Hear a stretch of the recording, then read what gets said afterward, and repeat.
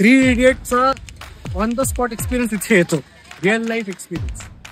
म्हणजे विज्ञान आश्रम स्वतः इतक्या साऱ्या लोकांसोबत आयडियाज सोबत काम करतं की इथून वेगवेगळ्या गोष्टी बाहेर पडू शकतात. आश्रमातल्या त्या एका दिवसात मी अनेक उद्योजकांना भेटलो. त्यातल्या ह्या आहेत जाधव मावशी. मी त्यांच्याकडून खूप चिक्कीची पाकिटे घेतलीत, म्हणून मला त्यांना चिक्की मावशी म्हणावंसं वाटतं. या विज्ञान आश्रमात पूर्वी नोकरी करत होत्या, नंतर बाहेर पडून त्यांनी हा स्वतःचा उद्योग उभा केलाय.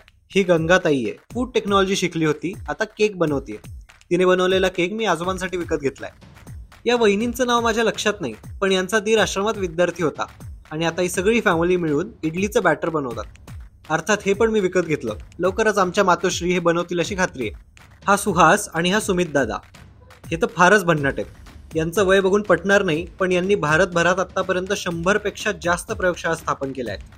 हे दोघे आदिवासी शाळेपासून IIT पवई पर्यंतच्या एज्युकेशन इन्स्टिट्यूट्सला सायन्स अँड टेक्नॉलॉजी संबंधित काहीही यंत्र लागलं तर ते पुरवतात, काय घ्यावयाचा सल्ला देतात आणि सपोर्ट पण करतात.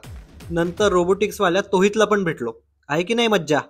आज मला इथे येऊन वेगवेगळे स्टॉल्स, वेगवेगळे स्टार्टअप्स बघून इतकं छान वाटतं, इतकं आनंद होतोय की मला असं वाटायला सरकारचं किंवा सेंट्रल गव्हर्नमेंटचं जे टेक्नॉलॉजी बिझनेस इन्क्युबेटर असतं ते इथेच असावं.